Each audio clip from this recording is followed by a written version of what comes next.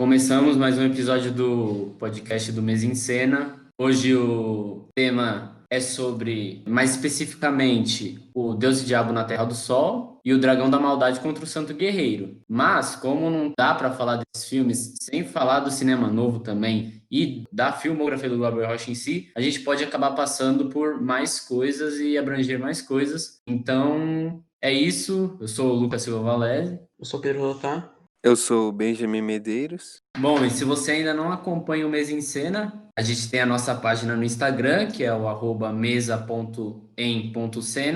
E agora a gente está no Twitter também com o Mesa em Cena tudo junto. E é legal seguir a gente em outras plataformas também, porque cada uma tem algo diferente. Por exemplo, no Twitter a gente passa bastante notícias e quando é aniversário de um diretor ou de um ator, a gente faz meio que uma thread especial para ele. No Instagram a gente faz comentários mais curtos sobre filmes. Então, só para dar essa introduzida, vai lá conhecer o nosso trabalho e o episódio de hoje eu quero começar com uma citação do Ismael Xavier sobre a estética da fome, que nós vamos explicar um pouco melhor depois. Ele diz assim: da fome, a estética, a preposição da, ao contrário da preposição sobre, marca a diferença. A fome não se define como tema, objeto do qual se fala. Ela se instala na própria forma do dizer, na própria textura das obras. Abordar o cinema novo, do início dos anos 1960, é trabalhar essa metáfora que permite nomear um estilo de fazer cinema. Um estilo que procura redefinir a relação do cineasta brasileiro com a carência de recursos, invertendo posições diante das exigências materiais e as convenções de linguagem próprias ao modelo industrial dominante. A carência deixa de ser obstáculo e passa a ser assumida como fator constituinte da obra, elemento que se informa a sua estrutura e do qual se extrai a força da expressão. Num estratagema capaz de evitar a simples constatação passiva, somos subdesenvolvidos, ou o mascaramento promovido pela imitação do modelo imposto, que, ao avesso, diz de novo, somos subdesenvolvidos. A estética da fome faz da fraqueza sua força, transforma em lance de linguagem o que até então é dado técnico, coloca em suspenso a escala de valores dada, interroga, questiona a realidade do subdesenvolvimento a partir de sua própria prática. Então, eu queria começar aqui falando que, assistindo, né, aos filmes, quando a gente propôs esse tema para poder conversar aqui no podcast, eu lembrei de uma aula de filosofia que a gente teve, que foi passado como trabalho para nós analisar o álbum Sobrevivendo no Inferno, do Racionais. E na aula em si, o professor, né, o professor Roger, da ETESP, apontou umas coisas e trouxe uma conversa para nós sobre o Brasil em si, né? Que os primeiros pensamentos do que seria o Brasil vieram da arte, né? Começaram na literatura e foram passando até chegar na música e, no caso, Sobrevivendo no Inferno, que a gente analisou. E parando para lembrar disso, eu achei como essas obras, né? A obra do Glauber Rocha com Deus e o Diabo na Terra do Sol e o Dragão da Maldade contra o Santo Guerreiro e o álbum Sobrevivendo no Inferno do Racionais. E não só o álbum Sobrevivendo no Inferno do Racionais, como também o álbum Da Lama ao Caos, do Chico Science. Como esses quatro se conversam no todo, né? Essas obras, elas têm como o impulso de se assumir uma estética brasileira, né? De capturar e eternizar o povo. No Glauber, né, com as imagens, com o simbolismo que tem muito dentro dele, assim como no Sobrevivendo no Inferno. E eu citei o álbum porque, assistindo os filmes, eu também percebi que a trilha sonora é uma parte bem marcada, assim, nos dois filmes, porque ela é meio que uma narrativa também, né? Sim, principalmente no Deus e o Diabo na Terra do Sol, né? Sim, principalmente. Eu acho que já no Dragão da Maldade, a música ela já assume uma forma mais de canto do povo. É um filme meio, tipo, operático, assim. Isso. Então, foi uma característica do filme que me fez pensar nesse paralelo. E uma coisa bem marcante, eu acho, nas quatro obras é a questão do sincretismo religioso presente nelas, né? Eu acho que fica bem nítido isso no Dragão da Maldade contra o Santo Guerreiro, que o Glauber já inicia o filme falando do conto do Santo Guerreiro, né? E ele explica o que seria o Santo Guerreiro, que é a mistura de São Jorge com Oxóssi. Sim. é algo que é bem identitário brasileiro, que a gente pode perceber isso também bastante no Sobrevivendo no Inferno. Eu acho que as faixas assim que a gente pode perceber bastante do Sobrevivendo é a Gênesis, que é a segunda, e a Seu Jorge, que é a primeira, né? São Jorge, na real. Então, eu acho que eles marcam bem, e para mim, o Sobrevivendo no Inferno marca bem, junto com o Deus Diabo na Terra do Sol, algo que eles conversam bastante juntos. Por exemplo, citando a Gênesis, que o Mano Brown, ele basicamente fala que Deus fez todas as coisas boas, enquanto o homem meio que destruiu, fez as coisas ruins. E eu vejo isso bastante marcado. Agora eu não vou lembrar a frase do Deus e o Diabo na Terra do Sol, mas tem uma frase que marca bastante isso também. Além do filme, que eu acho que, apesar desse sincretismo religioso, dessa questão mais religiosa, que já não é algo tão, vamos dizer, algo mais metafísico, ele não acaba sendo um filme metafísico. Ele não foge dessa questão do homem, mesmo tendo bastante marcado essa parte do sincretismo religioso. Ele, de certa forma, expõe... Muitos dos seus personagens são compostos por falhas, redenções, etc. E acaba conversando bastante com essa parte da Gênesis, que mesmo que tenha essa parte religiosa, os dois partem de uma visão bem concreta, bem real. Querendo ou não, colocam o povo, o homem, como o centro, digamos assim. E esse centro como sendo um ser complexo, marcado por esse sincretismo também. Então, ele é mais sobre a relação das pessoas com a religião do que sobre a religião em si, tipo, uma relação além do homem, né? É mais sobre o que as pessoas fazem com a religião, como elas se conectam com Deus, o que vai surgir dessa relação, né? E não tanto da religião em si. Sim, além de estar totalmente ligado com a proposta do cinema novo, né? Com o manifesto, mesmo que lançar depois lá da Estética da Fome, é lançar depois, mas ele sistematiza tudo que estava nos filmes de antes, né? Dos fuzis, Vidas Secas, Deus e o Diabo, o Porto de Caixas. Então, é um filme direto também, né? Tipo, igual que você falou, enquanto o Dragão da Maldade é um pouco meio metafísico, o Deus e o Diabo é bem direto, né? Até pelas influências que o Glauber tinha muito forte ainda da montagem soviética e tudo, né? Neorrealismo também, né? Sim. O Glauber, né, nessa época eu acho que ele era, não de uma maneira pejorativa, mas ele era um pouco mais, não dependente, mas ele ainda tinha muito da estética estrangeira nos filmes dele. Ele partia muito do movimento antropofágico, né, dessa leitura, e uma coisa meio que surge com essas novas vanguardas do cinema, de ressignificar o cinema de massa mais antigo, então Hitchcock, Hawks, e daí você vê muita influência, tipo, do western no filme dele, mas você vê a influência, mas que passa por esse antropofagismo, assim, ele sempre pega dessa referência pra usar como estética nacional, né? Ele não usa isso como, tipo, algo subserviente ou, sei lá, tentando imitar. Ele vai partir disso pra criar a própria estética. E eu acho que no próximo filme, não no próximo filme que ele fez, né, cronologicamente, mas no que a gente tá falando, Dragão da Maldade contra o Santo Guerreiro, eu acho que ele parte de menos referência, eu acho que ele é muito mais livre nesse filme. Não que isso seja inerentemente positivo ou inerentemente negativo ao primeiro filme, só, tipo, acho que é interessante observar isso nos dois. Sim, né, vários fatores dá isso também, né? Tipo, Deus e o Diabo, ele é filmado e lançado um pouco antes de ter o golpe de abril. Acontece o golpe enquanto o filme tava passando no Festival de Cannes. E já o Dragão da Maldade contra o Santo Guerreiro é filmado pós maio de 68, lá na França, todo o movimento estudantil que teve aqui no Brasil também. Então, são momentos, como a gente sabe, né? O Glauber é uma pessoa muito ligada à política, é uma arte ligada diretamente à política. Isso dá pra ver que isso influencia bastante o cinema dele, né? Com certeza. Não, e tipo, o Glauber, eu acho que ele é uma figura muito interessante, porque quando você lê as coisas que ele escrevia, ou você vê os vídeos dele, os próprios filmes, ele tinha essa coisa meio errática, assim, meio explosiva, só que ele era um cara muito metódico, eu acho, na construção do corpo de obra dele. Então, ele tem os movimentos bem demarcados, assim. Então, tipo, se você vê O Deus e o Diabo, é claramente estética da fome. Depois, ele já estava regendo a obra dele mais na estética do sonho, que foi o outro texto que ele escreveu. E nesse texto ele falava que ele não renegava a estética da fome, mas ele meio que evoluiu a estética da fome, falando que o diretor ele precisa ser verdadeiro, ele precisa ser livre.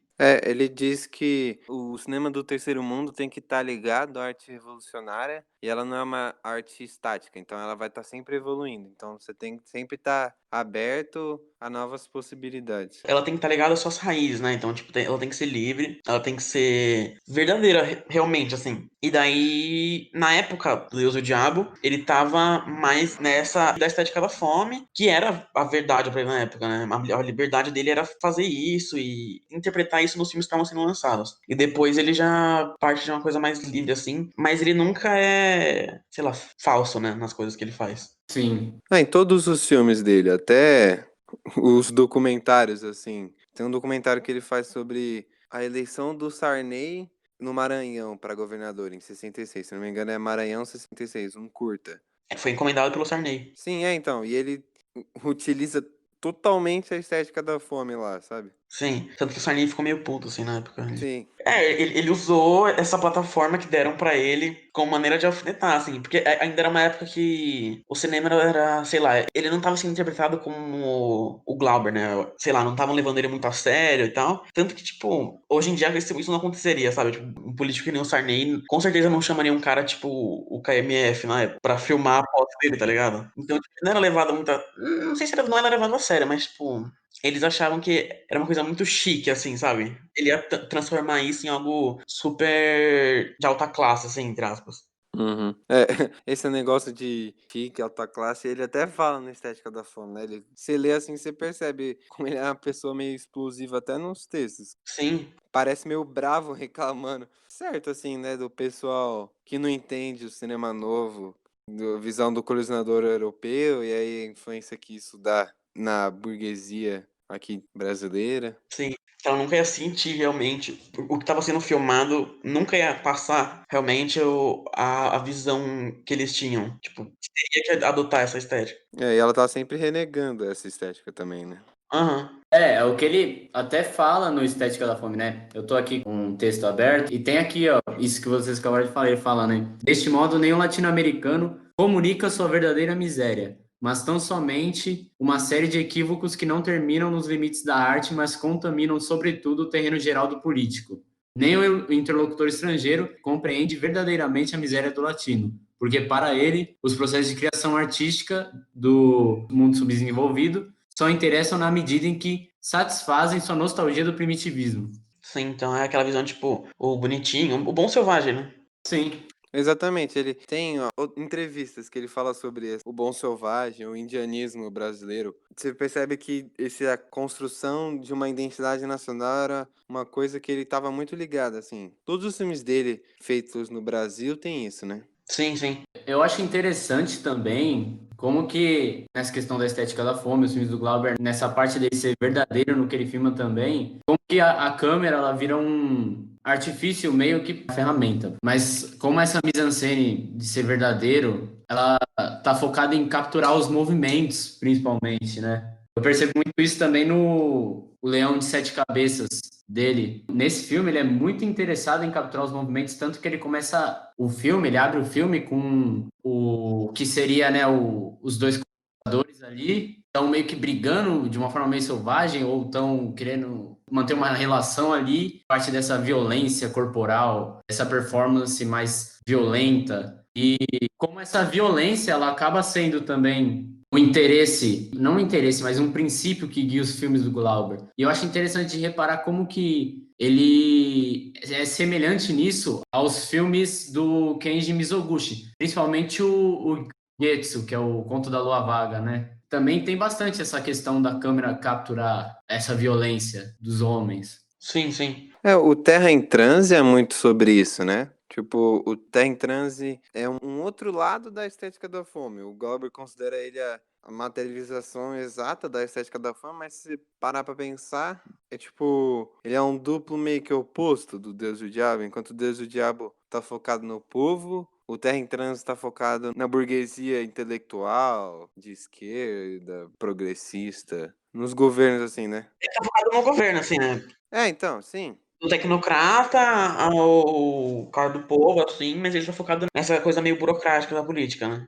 Lá também ele tem essa coisa com o movimento. Tanto que tem cenas que, além de ser uma câmera que tá sempre se movimentando, igual no Deus do Diabo na Terra do Sol, o movimento dos atores, dos personagens é muito significativo. Tem uma cena lá que o personagem do Jardel lá, o Paulo, tá se desviando dos tiros que o Diaz dá nele e ele, tipo, é claramente um movimento simbólico ali, porque os movimentos que ele faz nem é fugir do tiro, sabe? Ele tá indo de uma coluna a outra, nem se escondendo direito, e a câmera rodando enquanto tudo isso acontece. Sim. No Dragão da Maldade contra o Santo Guerreiro acontece isso. Eu acho que acontece menos. Menos, sim. O Terra em Trânsito é a ruptura necessária pra ele partir pra essa estética do sonho, né? Tipo, meio que atingir um ápice, assim, realmente rasgar qualquer amarra que ele tinha com o cinema estrangeiro e pra poder partir pra outra coisa, né? Daí, acho que por isso tem como enxergar muito o traço do Terra em Trânsito no Dragão da Maldade. Sim, sim. E Dragão da Maldade, eu acho completamente, assim, nesse jeito de filmar movimento, muito diferente de Deus e o Diabo na Terra do Sol. Sim. Meu, eu acho assim, porque você para pra pensar assim, os planos parados que tem Deus e o Diabo na Terra do Sol é muito pouco, enquanto no Dragão da Maldade tem vários, assim, vários movimentos de traveling. Mais contemplativo, né? É muito. É, tipo, o Glauber não abandona os planos longos. Em todos os filmes dele, os planos são muito longos, tem poucos cortes, assim mesmo, né? É mais em sequências pontuais, assim. Mas ali a câmera se movimenta só enquanto tá tendo as manifestações religiosas, do povo, aquelas festas religiosas, né? Sim, sim. Tirando isso, a câmera geralmente é plano estático. Não, mas eu acho que ela se movimenta, tipo, numa certa medida, assim. Eu acho que o Deus e o Diabo, ele tem uma progressão, assim. Ele começa uma coisa muito barroca, você percebe, né? Com a câmera super parada, ó, no começo do filme. O plano depois que a mãe dele morre, assim, com aquela cruz, com o cacto. Acho que ele começa super barroco e tal. E daí ele vai caminhando. E daí no final do filme, tipo, os últimos minutos, ele é muito mais livre, assim. Ele busca um delírio, assim. Um delírio antes da morte, né? Eu acho. Isso é pontual assim. Enquanto o Manuel tá junto do São Sebastião, é esse estilo assim, mais barroco. Sim, sim. Depois da chacina, ele vai muito pra um lado um pouco mais livre, assim, você percebe. Que daí eu acho que se assemelha muito mais ao Antônio das Mortes. É, tanto que pega o personagem que ele faz essa transição, né? É o responsável pela essa transição do barroco para uma coisa meio mais livre, lúdica, né? Fora que também, essa questão aí que você falou que ele parte para um delírio, dá para se associar bastante também a uma transição que também é abrangida pelo Curisco, né? Porque por isso que ele meio que tá uma dualidade dentro dele, né? Ele tem um virgulino, mas ao mesmo tempo ele é ele mesmo. É, sim. Corisco, ele, tipo, ele é um personagem que reencarna isso muito bem. Tanto que tem cena que ele fica conversando sozinho e tal. Eu acho que o filme tem três grandes momentos sobre as três figuras principais do filme. Que é o Antônio das Mortes, o Corisco e o... Caraca, esqueci o nome dele. O Sebastião ou o Manuel? Não, Sebastião. São cenas que focam muito nesses personagens, então. E a cena do Corisco é a cena que ele tá conversando com ele mesmo, né? E nisso você vê, porque, tipo, que é totalmente esse delírio mesmo e tal. É um delírio que depois que a gente reassiste o filme, é esse delírio que meio que precede a morte e tal. Só que é porque nessa vida dele do cangaço, a morte tava muito presente, né? Então, ali ele acabou de perder o Lampião, que era um cara que ele considerava muito. Era meio que um. Não um mestre dele, assim, mas era um cara É o líder, era o capitão, né? então, e daí ele tá nesse delírio já, que ao mesmo tempo que é um delírio que ele incorpora depois dessa morte do Lampião, é o delírio que ele tem como o que sucede à morte dele, porque a morte dele meio que, nesse filme, ele era o último cangaceiro vivo, assim, o último bando, né, porque depois que ele morre, só vai voltar a ter Lampião, nessa cronologia do Glauber, só vai voltar a ter cangaceiro lá no Trono das Mortes, que é tipo 20 anos depois, cronologicamente, né. Então ali quando ele morre, ele tá nesse delírio, e daí, tipo, ele não morre normal, ele morre, ele gira, e essa cena ela é muito fragmentada e tal. Ele dispara 3 vezes, a câmera corta 3 vezes, ele cai, ele pula, ele grita. Porque ele meio que representa essa morte do cangaço, e daí essa morte não podia ser uma coisa, tipo, simples, né? Ela tinha que ficar ali ecoando, tinha que ficar ali gritando ali no sertão.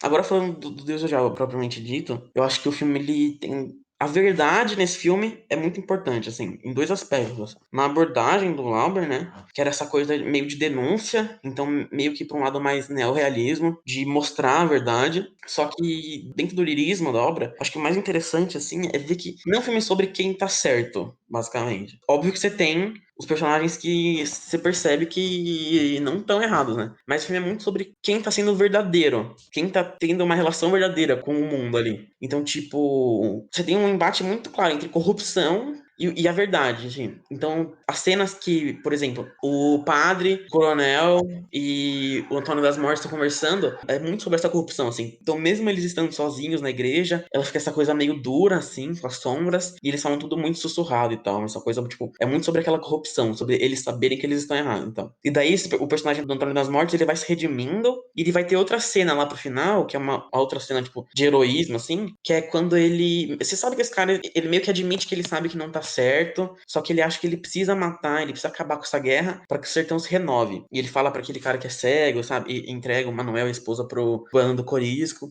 E ele fica falando que ele quer que essa guerra acabe, e ele precisa acabar com ela, assim. E daí você vê a verdade. Mas, tipo, o filme todo é baseado nesses personagens que estão procurando a verdade, estão procurando alguma coisa. Que é meio refletindo essa sensação do Glauber, né? De procurar a verdade ali, de fazer essa denúncia pro Brasil, assim, pro Sudeste, pro Sul, do que estava acontecendo no Nordeste, na época, no Norte do Brasil. Acho isso muito interessante, essa busca de, tipo, não necessariamente criar um vilão e um herói fáceis, assim. Até porque no final do filme, o embate final, você já não tá com, tipo, tanta raiva, assim, do Antônio das Mortes, porque ele teve a cena dele explicando, e você vê que ele não é um cara, tipo, corrupto, assim, que faz aquilo por fazer, pelo dinheiro, por mais que ele seja um mercenário. Então eu acho muito legal de não criar essas relações fáceis entre quem tá certo e quem tá errado. Mas assim, você vê quem tá sendo verdadeiro com as coisas ali. Então, tipo, por mais que a esposa do Manuel não queira que ele vá e que ele participe primeiro do lado.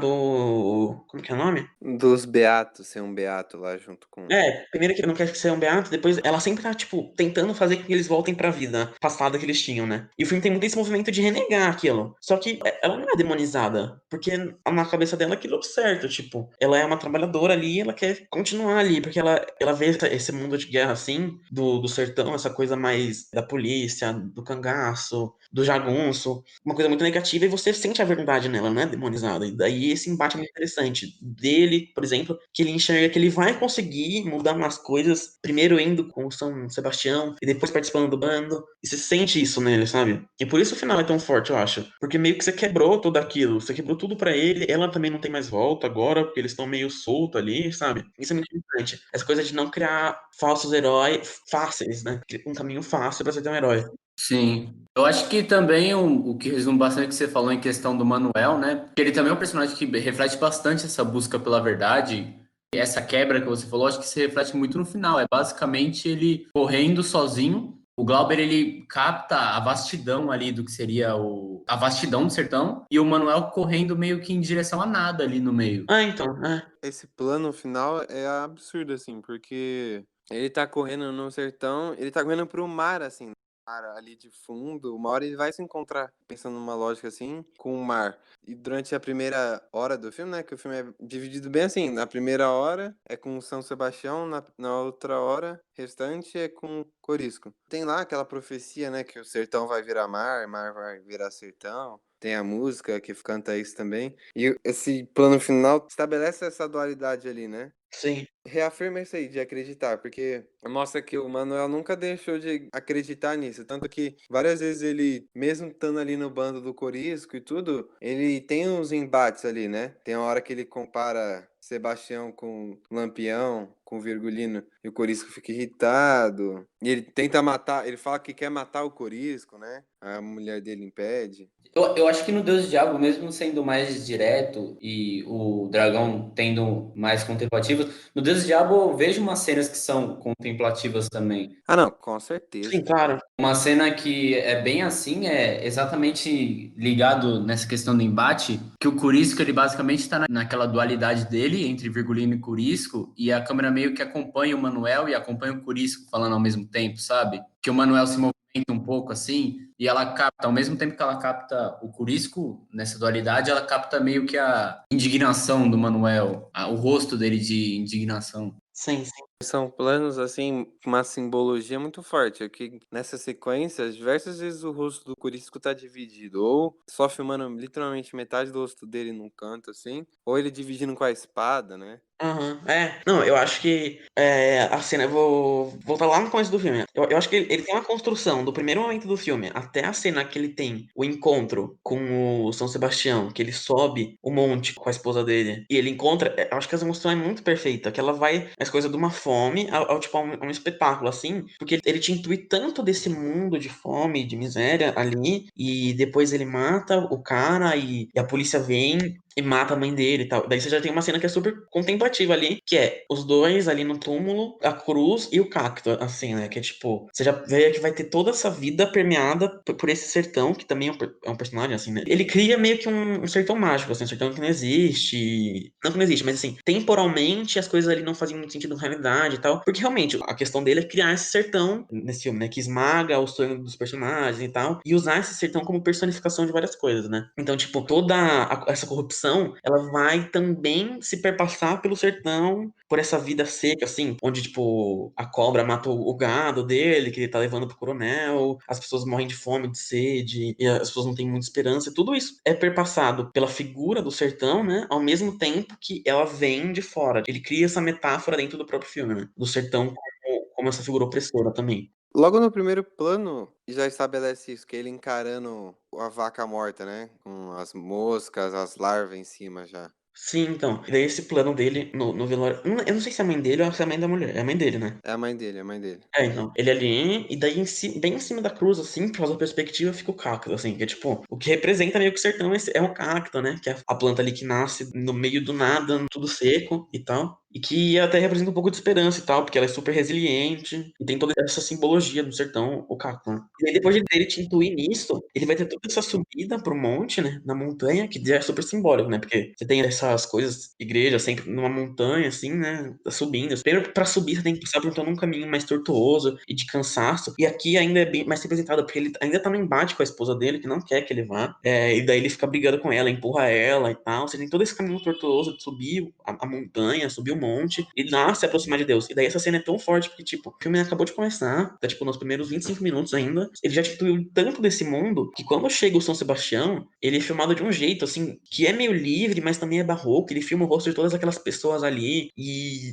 o São Sebastião tá dando um... Como chama isso? Não é um sermão. É, um sermão. Um sermão, né? E é uma coisa super linda, assim, você, tipo, você se emociona demais nessa cena e tal, porque aquilo ali é uma esperança máxima pro cara. E por isso que você vê que não é um filme talvez sobre a religião, é sobre essa relação das pessoas com a religião. Ali pouco importaria se o São Sebastião fosse católico ou, tipo, qualquer coisa, sabe? É porque ele é esse ponto máximo de esperança. Importa aqui por causa da história, mas não é a religião em si, é como é a relação que surge disso. E por isso essa cena, tipo, essa construção desse primeiro momento do filme até o encontro dele é tão bonito, sabe? Tipo, de emocionar, assim, porque naquele momento, você acredita na verdade daquele cara. De que ele tem que se juntar com esse cara, que eles têm que procurar essa terra e que aquilo ali é o que vai guiar ele, sabe? Sim, é uma coisa muito própria do sertão também, né? Porque, assim, ele é tipo, meio católico, assim, né? Um santo católico, mas tem uns elementos muito próprios desse, colocar em palavras assim, misticismo que tem nas religiões do sertão, né? Que é mistura, não é nem um sincretismo igual que é no Dragão da Maldade, aqui é diferente,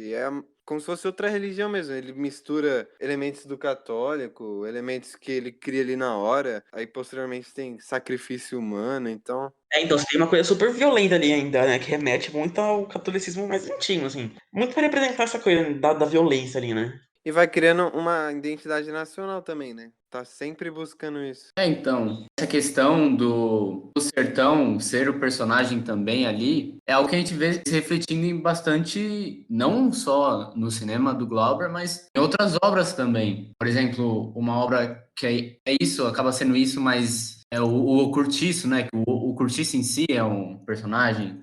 No Sobrevivendo no Inferno, mesmo que ele faça uma narrativa, né? A favela acaba sendo um personagem também. A periferia ali, né? A periferia. Porque ele também, no Sobrevivendo, por isso que eu fiz esse paralelo também um pouco. Ele não constrói algo dicotômico, ele constrói algo complexo, não é uma dualidade entre o bem e o mal, igual você falou, de um herói perfeito e um vilão perfeito. Não é uma dicotomia, é algo complexo, é algo bem construído. Não é só coisas que se opõem, são coisas que são compostas pelo mesmo o que assola um, assola todos, não só... Ele cria uma dialética complexa com as raízes nacionais do Brasil, com as questões nacionais brasileiras, que realmente mostra como é a vida, né? Porque essa coisa dialética que perpassa todos os campos da vida humana. Ele não vai jogar pra um didatismo barato, que vai partir pra um maniqueísmo ou pra uma dicotomia besta, né? Tipo, é realmente essa coisa de representar a verdade, porque ali, naquele momento do sertão, é uma coisa que choca muito, porque os heróis vão ter que tomar atitudes vilanescas, os vilões às vezes vão parecer heróis, porque você tem um político que dá comida pro povo, só que ao mesmo tempo oprime o povo, você tem o cangaceiro que entra na fazenda do coronel e mata a esposa dele, estupra a filha, as coisas assim. São coisas, tipo, uma dialética super complexa, super característica desse local, assim,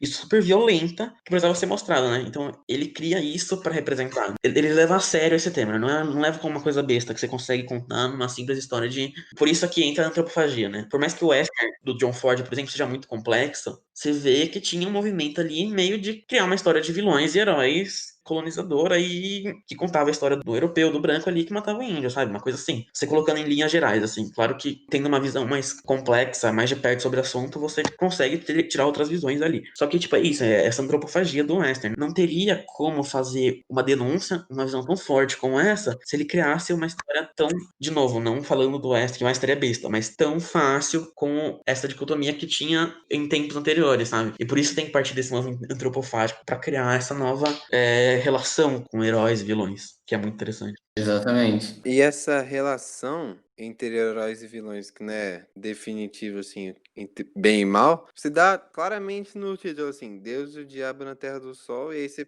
pra ver, a voz, Deus, nesse caso, os créditos falam, né? Deus é o Deus negro lá, que é o São Sebastião, e o Diabo é o Diabo loiro, que é o Corisco. E o ator que faz o Corisco, que é o Tom Bastos, ele dubla o São Sebastião. Então a voz dos dois é a mesma voz. Tem uma diferençazinha, mas é a mesma voz. Então tudo conversa com isso, né? Não é uma dicotomia. Dialética, igual, Pedrinho. É essa dialética de dualidade, assim. Nada é uma coisa só, né? Não é raso.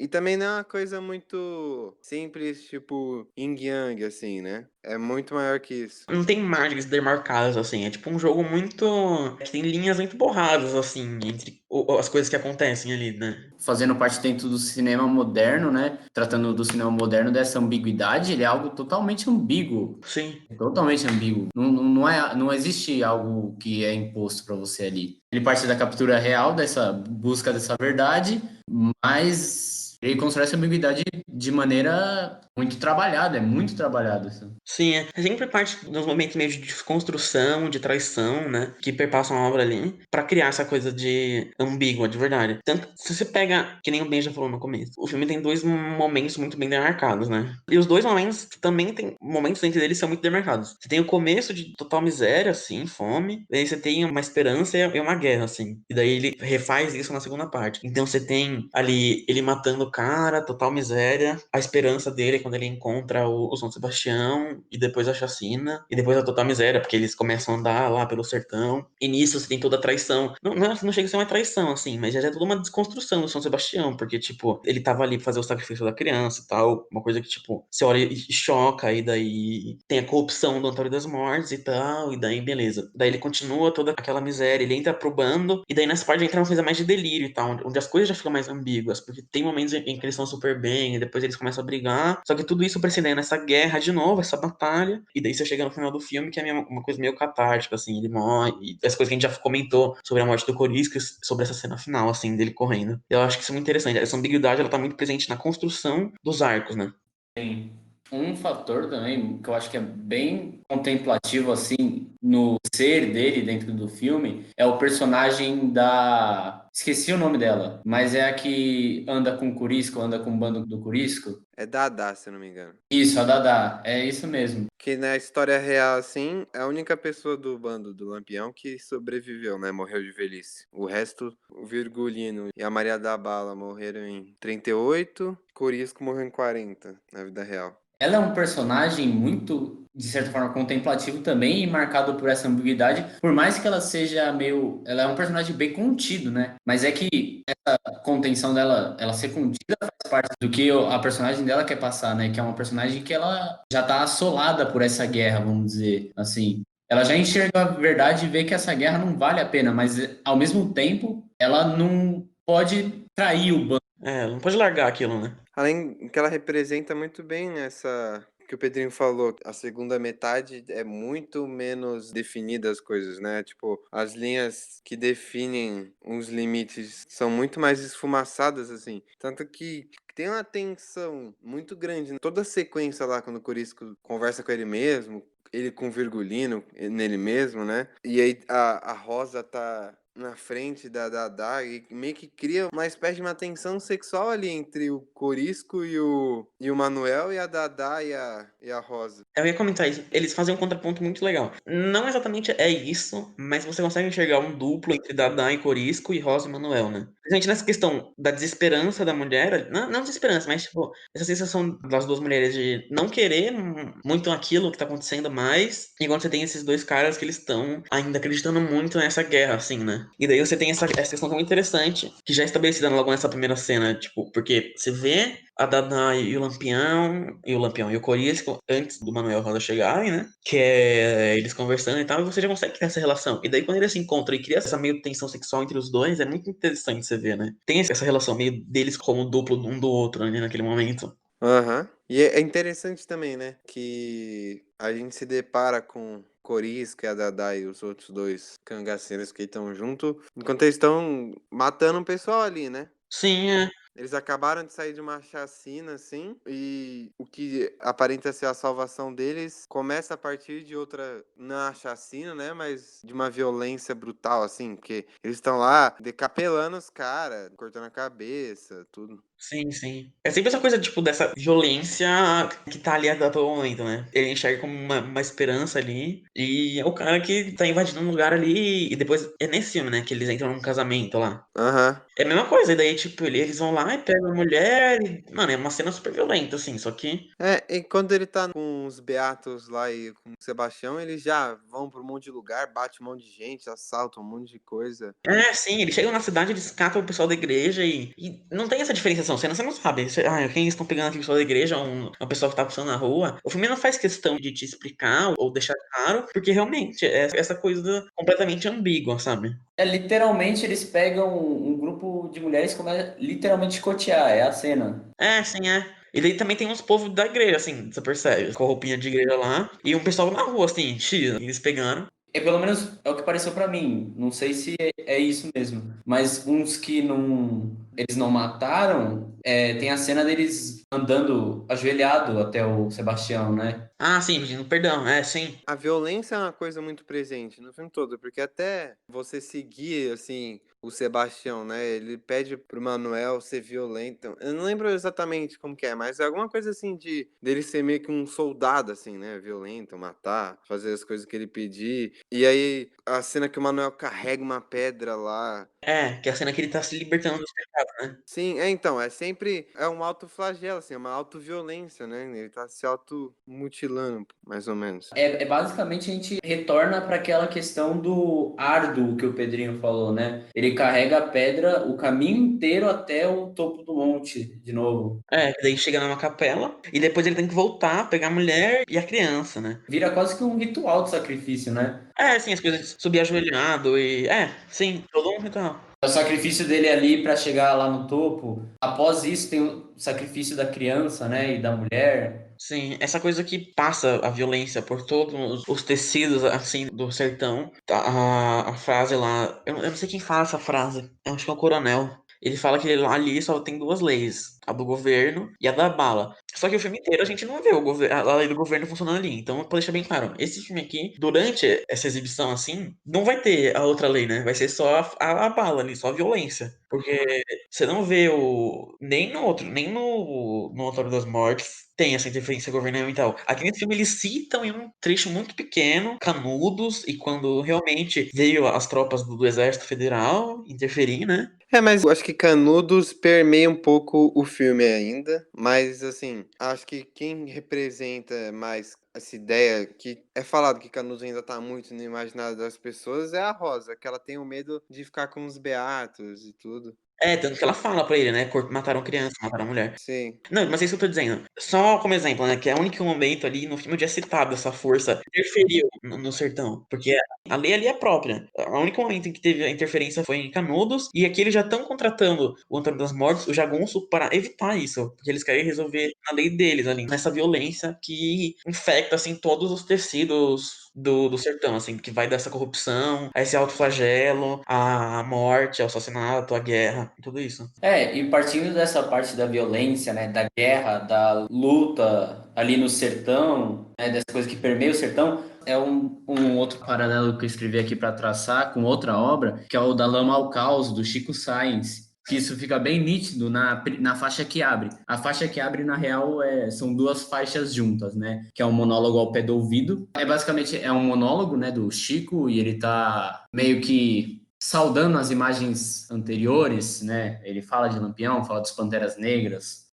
Eu não sei se é no monólogo ou na próxima, que ele fala de Zapata, fala de Sandino, e ele saudando, e após isso já começa banditismo por uma questão de classe, né? E é basicamente o que acontece, que é essa questão o refrão da música né, é banditismo por necessidade, banditismo por uma maldade, banditismo por uma questão de classe, banditismo por uma questão de classe. E é o que permeia essa violência também, né? Do cangaço em si. E parte dessa violência, dessa forma revolucionária, que até o próprio Glauber fala no Estética da Fome, que ele fala assim, a mais nobre manifestação cultural da fome é a violência. O comportamento exato de um faminto é a violência. E a violência de um faminto não é primitivismo. Uma estética da violência, antes de ser primitiva, é revolucionária. Eis aí o ponto inicial para que o colonizador compreenda, pelo horror, a força da cultura que ele explora. Enquanto não ergue as armas, o colonizado é um escravo. E é basicamente isso que o Da Lama ao Caos em si, mas especificamente essa faixa que eu tô falando, fala, né? Ele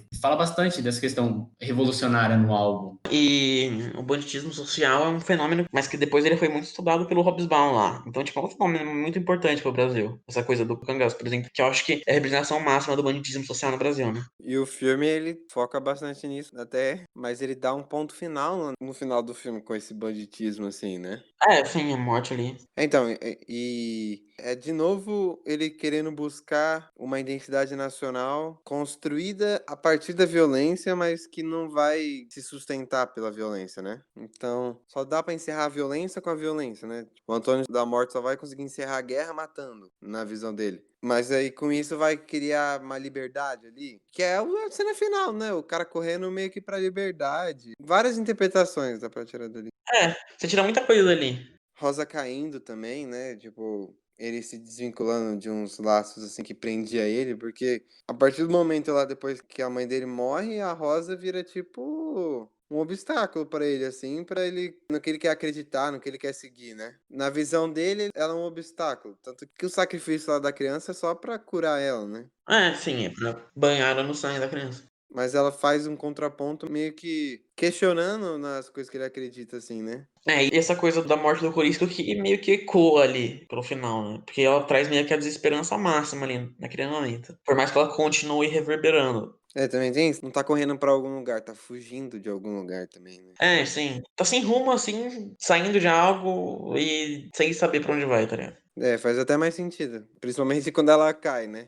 Que se você for pensar, o filme inteiro é meio que sobre isso. Tipo, por mais que ele procure uma verdade, no final essa coisa meio que não alcançou, sabe? Ele vai meio sem rumo. Acontece a catástrofe, assim, que no parador aqui ele mata o coronel, e ele só segue. Ele nem muito tá uma posição muito ativa sobre as coisas, né? Tanto que ele pede pra entrar no bando do Corisco, só que logo depois ele meio que desiste e tal. Ele é um cara muito reativo, né? Essa coisa assim, ele vai, ele entra no bando, e ele só vai seguindo com a onda, assim, por mais que ele tenha uma posição ativa em alguns momentos. Acho muito interessante, assim, porque eles. No final do filme é um quadro meio que representa tudo isso, um plano, né? Ele correndo e no momento era o que ele podia fazer, fugindo de um lugar, correndo, tendo essa reação com tudo que acabou de acontecer, com aquela batalha, e ele vai assim, rumo ao mar, a esse lugar abstrato que ele tinha lá com São Sebastião. Isso é muito interessante isso. E ele tá correndo ali do sertão. Na imagem, tipo, avassaladora, assim, no sentido, ali continua a clara desgraça, assim, da terra, né? Que reverbera na fome e tudo. Então, o plano final contém o filme todo, né? Conclui o filme todo.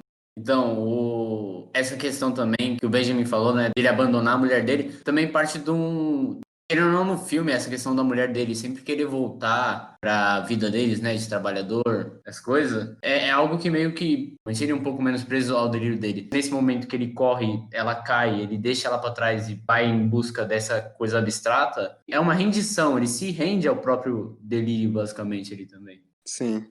E pensando assim, né? A violência, ela começa e termina o filme, né? Porque a violência é o gatilho para esse delírio dele. Ele percebe a necessidade de acreditar piamente em algo, assim, né? Porque até ele matar o coronel e a mãe dele ser morta, ele tava seguindo lá a vida típica do sertão, tentando ganhar a vida, plantando as coisas que dá, pagando as coisas pro dono da terra, querendo criar uns gado, querer ter seu próprio pedaço de terra, que é o que a Rosa também queria e que ela vai continuar querendo. Aí ela cair também representa isso, né? Ela não tá pronta, ela é a personagem que não tá aberta para esse delírio assim. Então ele continua e ela fica lá pra trás, ela fica presa.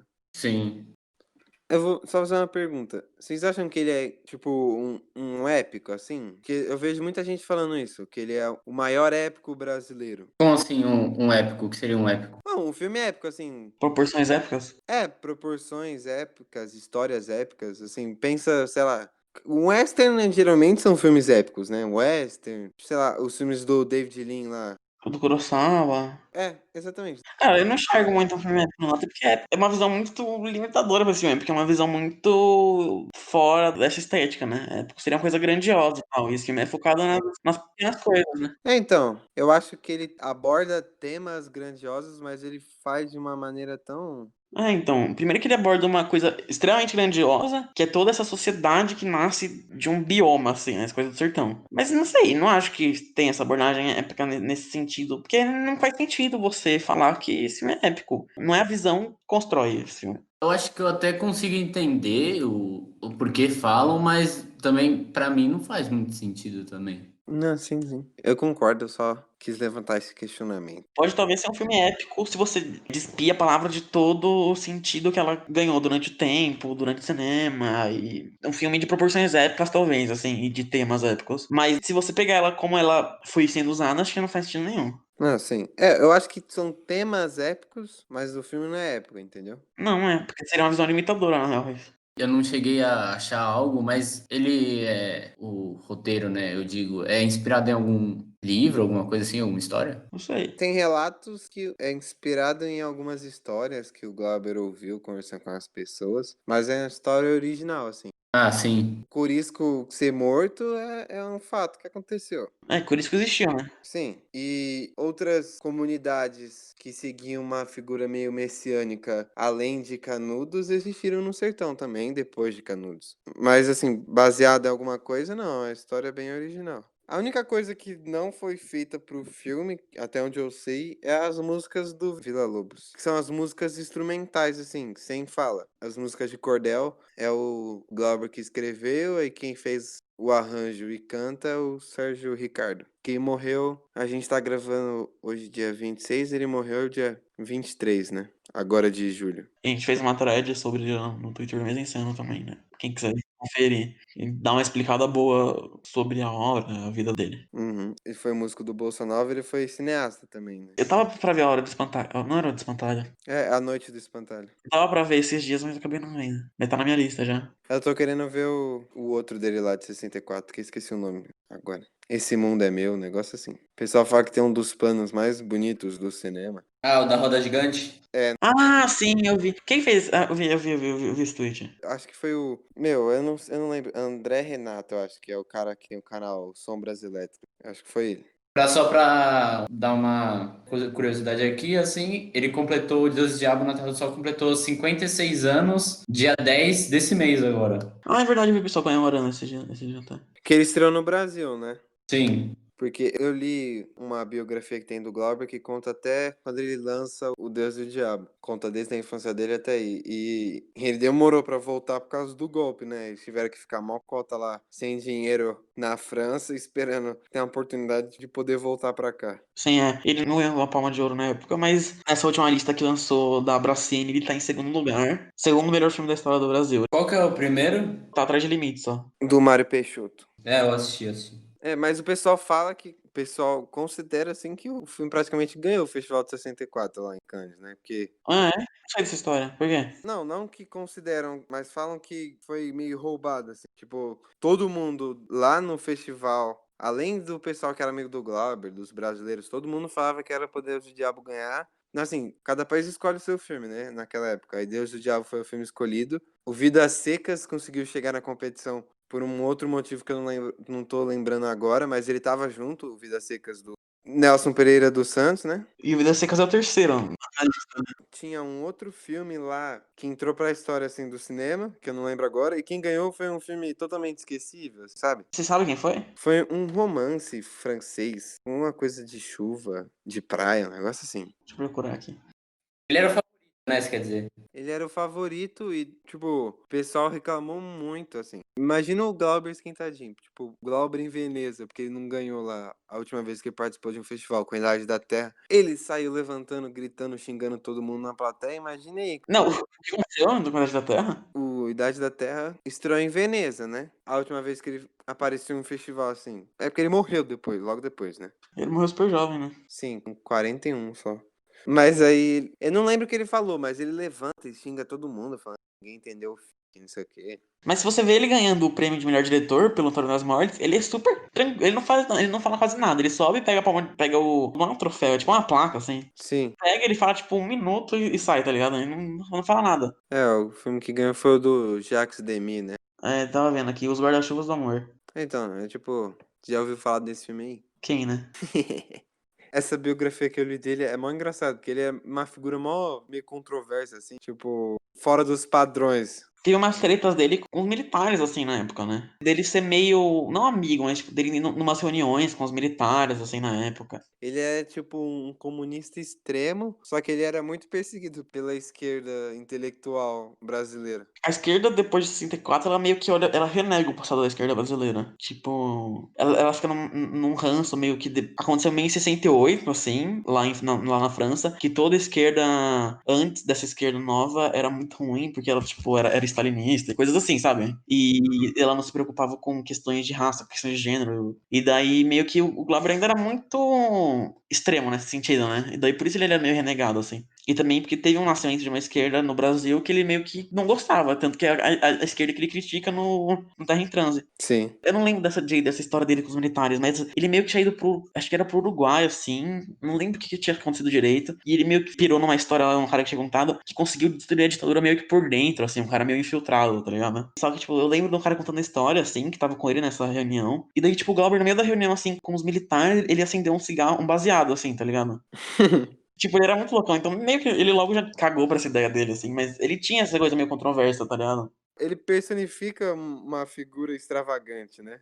É, sim. Não, o Glauber era muito foda. Agora a gente vai falar sobre o Dragão da Maldade contra o Santo Guerreiro, que foi lançado em 69, né? Que é a continuação do Deus do Diabo na Terra do Sol. Internacionalmente, em qualquer outro país, ele é chamado de Antônio das Mortes, que é o personagem título, né? E bem menor, e se a gente, porventura, falar Antônio das Mortes, é sobre esse filme, que é o Dragão da Maldade contra o Santo Guerreiro, é o mesmo filme. Tá, primeiro falar um pouquinho sobre a estética do sonho, que a gente falou no comecinho lá da conversa com Deus e o Diabo, que na estética do sonho foi escrita porque o Glauber sofreu muita crítica, as críticas pesada no Brasil sobre o Dragão da Maldade. Aí ele escreve a estética do sonho pra se defender, tanto que ele fala, né, que ele aprendeu a lidar com as críticas.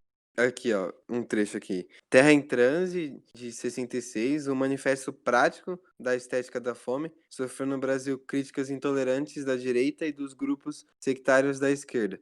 Aí ele vai falando um pouco sobre repercussão internacional e como a crítica começou a pegar nele, assim, e aí como ele começou a lidar melhor com a crítica, mas ele faz a estética além para se defender, assim, não é uma defesa explícita, né? Mas ele novamente faz igual ele faz no Estética da Fome, né? É uma espécie de manifesto do que seria o cinema dele daí pra frente. Que a Estética do Sonho é o que ele vai seguir até A Idade da Terra, que é o último filme que ele fez, né? Que é o que eu falei um pouquinho lá, que é a arte revolucionária evoluindo, que não tem mais um padrão definido, assim. A cada filme novo, a cada novas realidades, novos acontecimentos, a linguagem vai evoluindo, as características do que é preciso ser feito vai evoluindo. E aqui ele vai falando as coisas bem interessantes. Que ele já começa a manifestar um pensamento assim com Terra em Transe. Que ele fala, né, que era um cinema pro povo, pra massa. Aqui, esse texto do Estética do Sonho é um texto curtinho, tem 3 páginas. Mas ele é bem meio politizado, assim, mais que o da Fome. Porque ele tem uma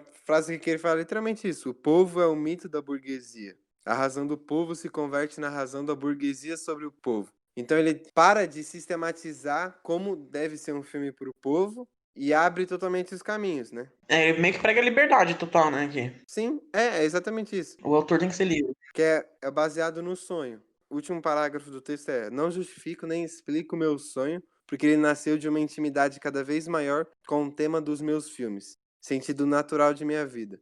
Então, se tudo vai ser baseado nesse sonho, ou nos sonhos, né? Ele defende que isso não é só pra ele, pra todo mundo, tanto que ele dá exemplos de outros cineastas. E aí vai a liberdade, né? E aí para de sistematizar a arte, pregando a liberdade, e que aí, ao meu ver também, conversa realmente com a proposta que era o cinema novo, né? É, eu acho que ele alarga as fronteiras da Estética da Fome, né? Que ali era uma liberdade mais dentro daquilo, e aqui ele fala que você tem que procurar a sua verdade dentro de amplos, e você estando conectado com as suas raízes, nesse caso, né? Que ele diz que é a raiz negra e a raiz indígena do Brasil, que possibilitam ele desse sonho, né? Desse transe, assim. Sim. E isso a gente vê o reflexo claro no Dragão da Maldade, né? Já refleti um pouco no Terra em Transe, principalmente nessa questão de alargar e nessa questão de ruptura total com as estéticas europeias e americanas, assim. Uhum. Essa raiz afro-indígena, principalmente a afro no Dragão da Maldade, é totalmente forte, né? Porque,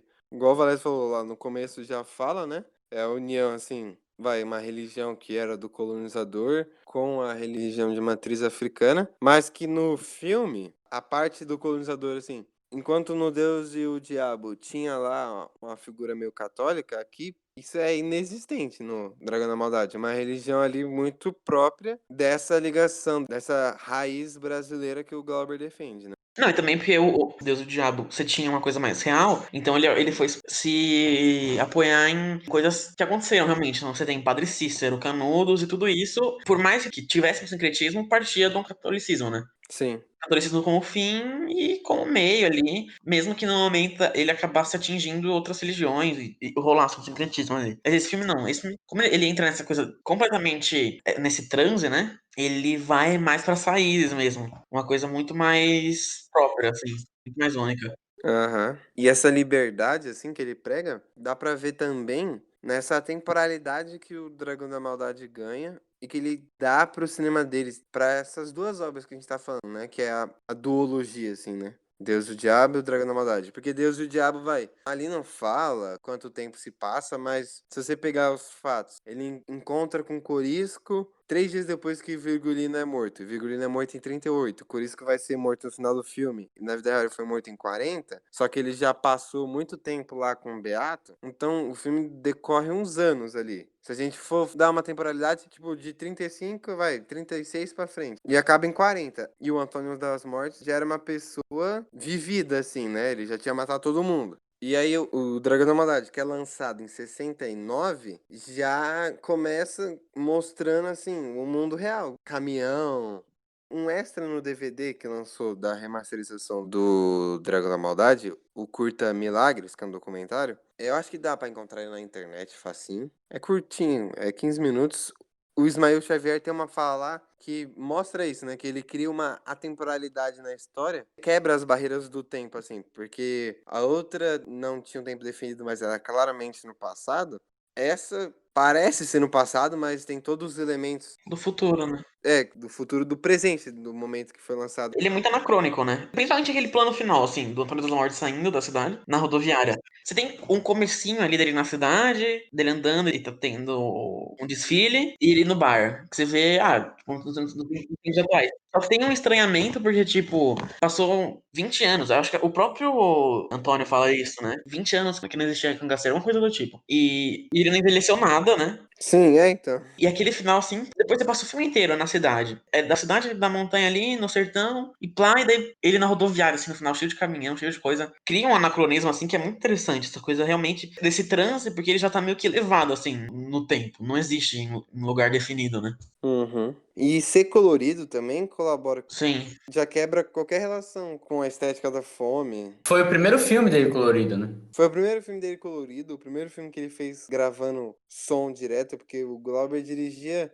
Eles dublavam o filme todo de novo, né? Eles gravavam ali pra ter um som guia, mas os atores dublavam tudo depois. Fora que também esse anacronismo também. A montagem mistura bastante também, né? Os tempos. Tem parte que já aconteceu, mas ele bota de novo. sim. Eu acho muito interessante porque isso da fala, assim. De vez em quando o personagem tá falando, e daí já cortou pra outra cena, ou o personagem nem tá falando mais naquela cena, e continua, tipo, a fala dele, enquanto rola outra cena, tá ligado? Sim, os cantos também, acontece bastante isso com os cantos. Sim. Esse negócio do som, esses dias eu tava no Twitter, o pessoal perguntou, foi até pros Moments, porque o som dos filmes brasileiros é tão ruim, né? Tão ruim não, mas, e tipo, nessa época é realmente assim, quase todos os filmes brasileiros que você vê, de cinema novo e tal, teve o som regravado, é basicamente por causa do subdesenvolvimento, assim, você não tinha tecnologia de ponta aqui, então você tinha muita redublagem, e quando você redubla um filme, o som fica pior, assim. E também pela conservação das fitas que tinham na época. O pessoal, os donos do cinema assim, eles passavam graxa nas fitas pra ela durar mais. Só que isso, com a digitalização do som, piorou, porque tem mais camadas que impedem o som de ser digitalizado e tal. E rolou tudo isso aliado à má conservação e o subdesenvolvimento, assim, dos equipamentos na época que tinha no Brasil. E até uma proposta estética também, né? Do cinema novo. Porque eles pegaram isso e usaram como elemento estético. Se você pega um filme totalmente gritado, assim, com o som completamente estourado, tanto que o próprio Kleber, como que é o nome dele? Kleber Mendonça Filho? O Kleber Mendonça Filho, eu ia falar Kleber Machado. Ele tenta replicar isso nos filmes dele. Óbvio que ele já tem uma qualidade de som melhor e ele trabalha muito na edição de som, mas ele sempre, tipo, fala assim, que nem no Bacurau. Ele lançou uma nota pedindo pros cinemas colocarem no som máximo e tal. Que ele tem muito essa veia cinema noviço, assim, né, no trabalho dele. Porque eles se apropriaram desse negócio do som estouradaço, do som gritado, assim, como estética, né? Sim, e que já cai também de novo no Dragão da Maldade. Não tem isso aqui, né? Tipo, tem as cenas que grita, normal assim, mas é um filme que o pessoal até sussurra bastante, né?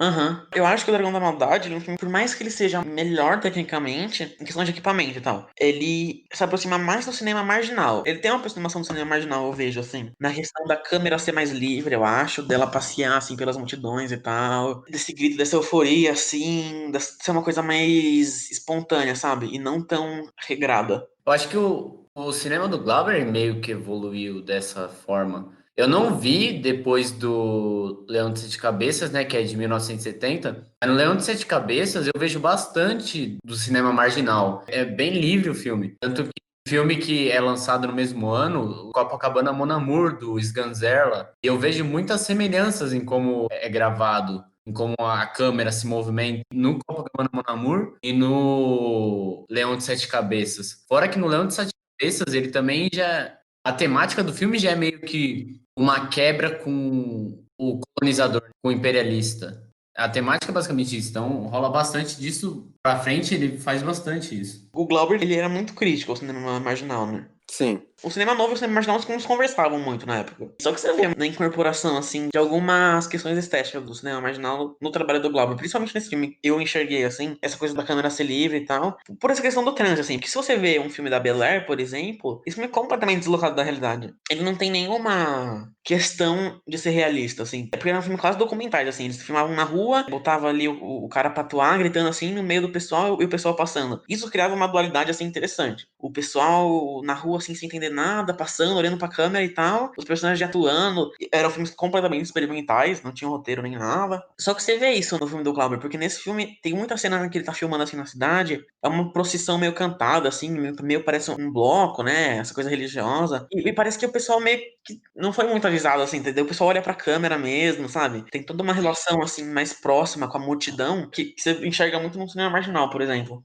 Com certeza. No Deus e Diabo, ele já. Não que lá é bem. Na real, dá pra perceber que o pessoal é avisado. Mas não é figurante também. Não, mas é bem esquematizado, assim. Tipo, dá pra traçar um paralelo, por exemplo, entre os operários da Torre do Amaral, por exemplo, e várias cenas do Deus e o Diabo, em que ele dá vários closes, assim, nos rostos das pessoas, assim. Você tem o sertão ali, aquela figura opressora, que é a representação de toda essa guerra ali que acontece, da corrupção e da guerra física mesmo. E daí ele mostra o rosto dessas pessoas, assim, muitas pessoas já velhas, assim, já idosas, com feições de tristeza, assim, de dor, muito castigados, assim, né? Isso dá pra fazer uma relação com os operários, assim. Esse filme também tem isso, de você focar várias vezes a câmera pro povo, assim, trazer eles como protagonistas da obra. Só que, tipo, aqui tem uma questão de transe mesmo, porque essa coisa do bloco, não é um bloco, né? Não dá pra explicar muito bem o que é. Aquela a multidão passando e cantando e. É uma espécie de procissão, né?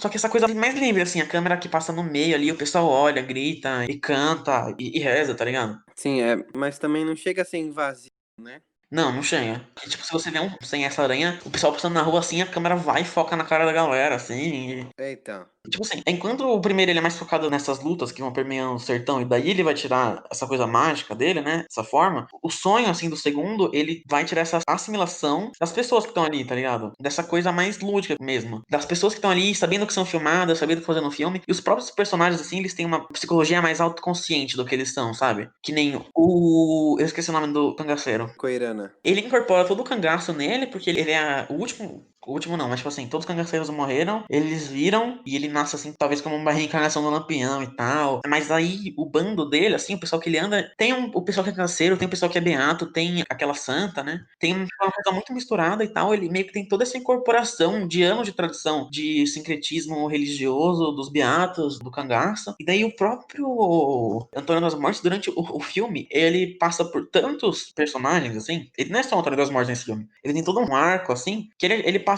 como o cara que é corrupto, ele passa como o cara que oprime, o jagunço, ele é o cangaceiro. Tem hora que ele tá ali pedindo perdão pra santa. Ele incorpora vários personagens durante o filme, né? Durante o decorrer desse arco dele. Que é essa coisa completamente. Que esse filme, assim, ele incorpora muito o que tem no final do outro filme, que é esse delírio. Esse filme ele é inteiro esse delírio, assim, sabe? Só que muito sobre o apreciar esse momento, assim, e como ele vai enquadrar e tal. É muito um expurgo, assim. Essa coisa dele ter que passar por todo esse ritual, assim, de consagração pra poder, no final, se redimir e tal. É um ritual de redenção, né? Sim. Eu acho que pega essa parte do delírio, mas eu acho que é algo que no decorrer desse arco ele vai. Tudo bem que essa questão do anacronismo que a gente falou da montagem reforça esse delírio também, mas é algo que ele vai tomando consciência, parece. E aí resulta nessa redenção dele no final. É uma frase que ele até fala no final. Ele pega, sai e fala que agora ele está percebendo quem são os reais. Não tô ligado, mas não lembro o que ele fala. Ele fala que são os reais errados, quem é que tá realmente errado. Então, porque, tipo, e isso é muito interessante, essa coisa dessa consciência do filme. Esse é um filme muito mais otimista, muito mais cheio de esperança, assim, do que o outro. Principalmente por passar por esse arco de redenção. E essa consciência que o Valério falou é muito interessante, porque esse arco de redenção é muito autoconsciente de ser uma obra que passa por esse transe, assim. Ele só pode acontecer, esse arco de redenção, essa coisa assim, porque esse filme criou esse universo, não paralelo, assim, mas essa coisa desprendida da realidade, sabe? Não é um filme que é tão passado na realidade como o Deus e o Diabo. E daí, a partir desse descolamento, dessa autoconsciência, os personagens incorporam isso, incorporam toda essa mística desse transe, conseguem criar esses arcos que são muito mais esperançosos, porque esses arcos são trabalhados nessa redenção mesmo deles, né? E isso é muito interessante. E aqui, principalmente, essa figura do Antônio das Mortes, que ele encarna várias coisas, assim, durante o filme. Sim. É de novo ele subvertendo o que ele tinha apresentado em Deus e o Diabo. Porque, meu, o personagem que a gente tem lá, do Antônio das Mortes, você nunca ia imaginar a jornada que ele tem nesse filme, sabe? Sim. E justamente por isso, né? Que ali era um filme muito cru, assim, muito real, visceral. Esse aqui é muito mais místico, lúdico, meio contemplativo. Fora que também a figura do Antônio das Mortes no Deus Diabo já é meio que num. É meio que. Ele surge ali como o Antônio das Mortes pelo nome, assim. Você não sabe muito o que se passou com ele. Aqui, parte da história dele, do passado, né? É o que resulta do presente. Aí acompanha esse anacronismo. Aqui você entende a história dele, você conhece. Logo nos primeiros minutos ele já conta a vida dele, assim. Sim, a relação dele com o Lampião. Uhum. No outro ele, tipo, ele aparece assim, ele tem poucos momentos, assim, dele mesmo, né? Dele falando, dele se expressando. Você vê muito mais ele se expressando por ações. Só que, tipo, você vê ele, o cara que é mercenário ali, aí chega a fazer um contraponto a esse. Não chega a ser um otimismo, mas a essa luta do povo, porque ele também. Ele não é um coronel, não é da alta classe, do alto clero, assim. Não é alto clero, né? Não chega a ser alto clero ali, aqueles padres, mas, tipo, já estão acima do povo, assim, tá ligado? Estão ali oprimindo o pessoal. Ele não chega a ser isso, mas ele é corrupto ao ponto de deixar de ser usado por isso. Tanto que o cangaceiro do segundo filme, que eu esqueci o nome de novo, como que é? Coirana. Koirana, ele fala isso, tipo, você enriqueceu matando gente, matando a esperança do povo. No próprio Deus do Diabo, né? O moço que é cego, qual é o nome dele? Acho que é só cego, só. É, o moço que é cego, ele fala pra ele, né? Ele tá conversando com o Antônio das Hortas e ele fala, mas a culpa não é do povo, Antônio. Ah, sim, então. E ele tem um momento dele onde ele conta a verdade dele, o que ele quer, o que ele acha, o que ele acredita, e o momento dele sendo completamente corrupto assim, e depois ele matando o Corisco, fazendo a chacina lá dos Beatos. E no outro filme isso é completamente subvertido, porque começa com ele falando um tempão, né? E ele mostra até um certo,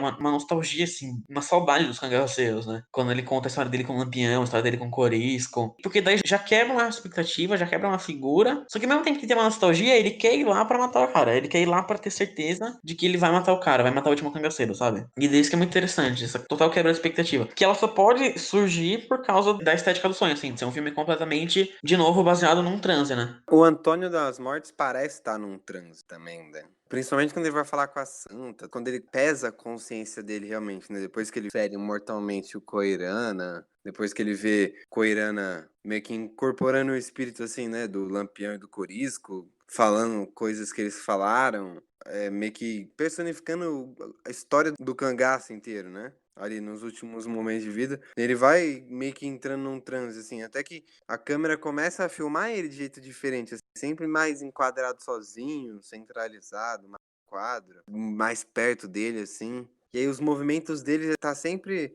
no Deus do Diabo e no começo, na luta lá com Koirana principalmente, ele tem uma áurea pesada ali, né? Assim, uma áurea dominadora. E quando ele vai aparentando entrar nesse transe, assim, ele vai tendo uma áurea de insegurança muito forte. Que ele vai se movimentando diferente, mais devagar, não seguro das ações, assim, ele vai passando uma insegurança, uma falta de firmeza. Fora que também, nessa questão do lúdico, já que a gente falou dele dessa questão com Koirana, até o embate deles lá, a cena da luta, se você pega lá o duelo entre ele e o Curisco no Deus do Diabo, realmente ele é um duelo, é armado, ele mata o Curisco. Aqui já, eles, por mais que eles estejam num duelo, é como se fosse uma encenação. O pessoal que tá na produção tá vendo um teatro, quase. É, tipo uma cerimônia, assim, né? Tem uma regra, uma dança ali, aquela fita que eles têm que segurar, e eles cantando. Não, realmente, não é uma coisa. É um espetáculo. Não é aquele tiroteio que tem entre ele e o Corisco, tá ligado? E mesmo o tiroteio no final do filme, o pessoal, tipo, dá o tiro e sai pulando, assim, pula, tipo, gira a perna e dá um tiro, sabe? Não é uma coisa. Não é que nem o tiroteio do último filme. Fora que também já entra essa questão dessa gravação que o Benjamin falou. Eu não lembro qual filme que o Benjamin citou, mas aqui ele já tem esse negócio. Ele se esconde atrás de umas pilastras meio nada a ver, assim. Ele rola no chão. Sim, tá em transe. Na cena que o mata-vaca chega e ele mandam ele pra ir matar o povo lá, naquelas rochas que eles ficam lá. Uhum.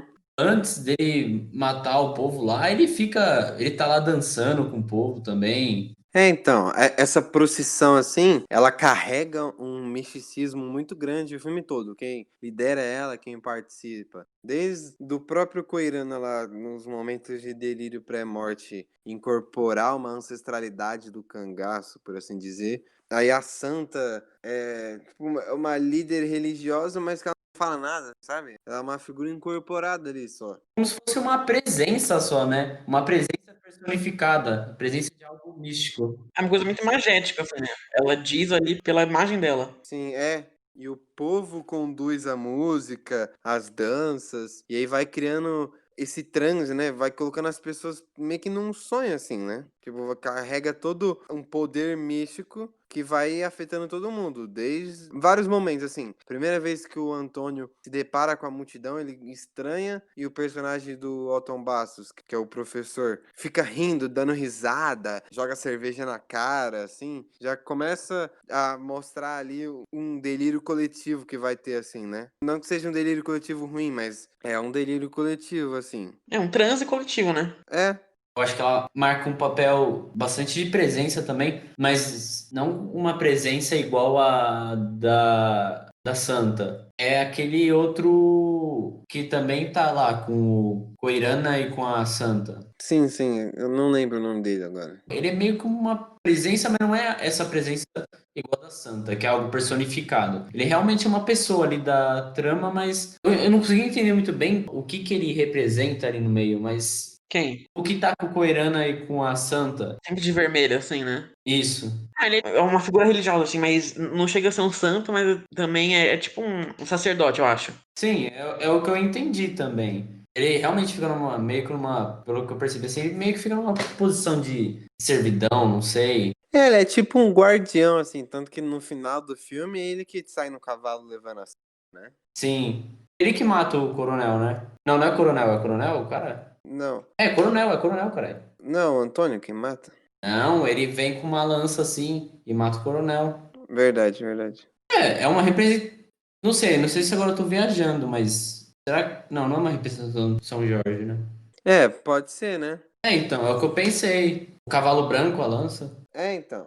Ele termina no cavalo. E até assim, nessa ligação, que o filme é muito baseado na imagem, assim, mais ainda que Deus e o Diabo. Então, quando Deus e o Diabo tinha que construir as coisas pelo movimento da câmera, né? Assim, os personagens se movimentavam, a câmera ia seguindo, construindo movimentos paralelos a eles, assim, perpendiculares diferentes. Aqui, várias vezes a realidade é moldada pra aparecer no plano assim, sabe? Do nada corta pra Santa, pra esse cara que pode ser a representação de São Jorge, pro Antônio, pro Coirana olhando diretamente pra câmera, enquanto continua a música da procissão, mas não dá mais pra ver a procissão. Então, pensar ele como o santo guerreiro, né? Não São Jorge, o guerreiro, eu acho que faz sentido, porque a imagem mais direta que pode ter de uma representação de uma religião africana é uma pessoa negra, assim, no filme. E aí, o Santo Guerreiro é Seu Jorge com o. Como que é o nome, Vale? Oxóssi.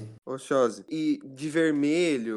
E na luta contra o Dragão da Maldade. Que o Dragão da Maldade é o coronel, né? Que é quem tá oprimindo o povo e tudo. Não tá colocando a culpa no povo, né? Porque se for ver assim, o Antônio faz parte do povo. É de novo lá, você falou que o cego fala lá, a culpa não é do povo, né? É, então, e ele também ele conduz os. Tem uma cena que é basicamente ele, o Glauber grava só ele em foco, conduzindo os cantos. Uhum. Ele conduz os cantos também. E Eu acho que ele é mesmo, porque ele representa essa religião de matriz africana e ele fala coisas que remetem a um catolicismo que é de onde vem o seu Jorge. Ele fala pro Coirana, ele fala literalmente isso, a respeita Deus e o povo e o governo. sim, exatamente.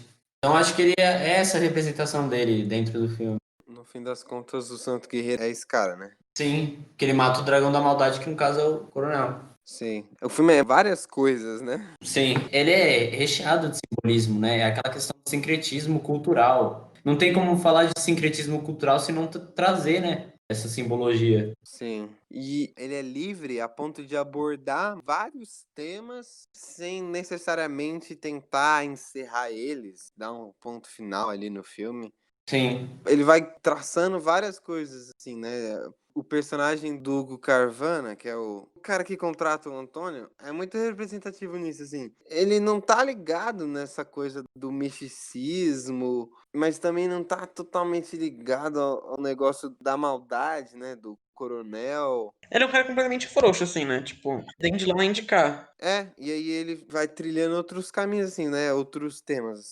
Que ele vai tratar pra uma coisa mais pessoal, assim, né? Uma coisa pessoal, assim, muito individual, enquanto Deus e o Diabo é uma coisa muito coletivo do povo nordestino.